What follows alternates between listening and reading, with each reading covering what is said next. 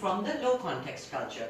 But same words have to go through a very indirect long route sometimes. So the context, or there is too many underlying words in the word I like you as well. Maybe I'll say I'm using this word in a very long, rounded sentence, which can mean so many things as well. Can you think of somebody who does that?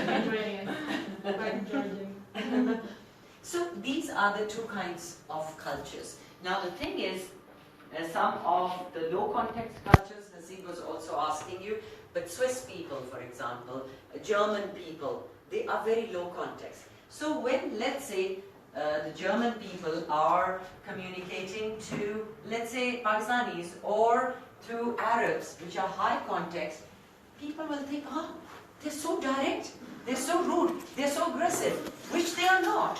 They are just being direct. But because high context people have been, in their culture it is not to go directly, you have to, take a long route. For them it's very rude and abrupt. Same way, when high context people are communicating to low context culture people, the low context culture people say, why don't they come to the actual thing, what they want? They're going on and on and on, and just say it to me directly, right? But another thing is, which words I'm saying would you trust more? The low context or high context? Low context. Low context. You know why? Because the words mean what they say. While the trust is low in high context, because it can be so many things. I can't trust the words because the words can mean so many things. So these are the two types of cultures that exist. And Pakistani culture, of course, is also high context. What did we say the Georgian culture was? Low or high? Somebody said a combination. High? High context culture. So the good thing about that is, it's not that one communicates better than the other, it's just the way people communicate. But now that all of us in this room have high context culture tools, right? We know, because sometimes high is needed, sometimes low is needed, according to the situation. But now that we all have high context culture skills already in our pocket, to operate in the world today, where the borders, there's no more borders, more people are coming in, we need a little bit of low context culture communication skills as well. Right? Any questions? How about Americans? What do you say? Americans, there is two things. If we look at the politicians, they are very high context.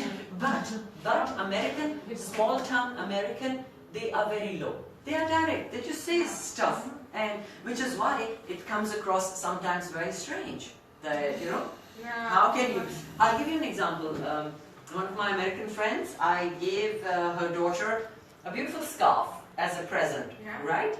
And she opened it up. She said, thank you so much for giving me. And she said, I don't like the color of this scarf. You understand? If Amal had said that, I'll take her and, how dare you say it to my friend? Do you understand? But there's nothing wrong with that. She didn't like the color. So I could have easily said, okay, I'll tell you the store and you can just, exchange it from there. Now both are correct, but sometimes it's just that when we are used to one type of communication practices, the other one seems a little off with that. And how you say Georgians? Yeah. You. How you say? Let me think. I think, why I think, I have an opinion because I studied anthropology as well, where family structures are very close-knit, right? And where respect of the elders is a lot, and the elders have a certain, holding.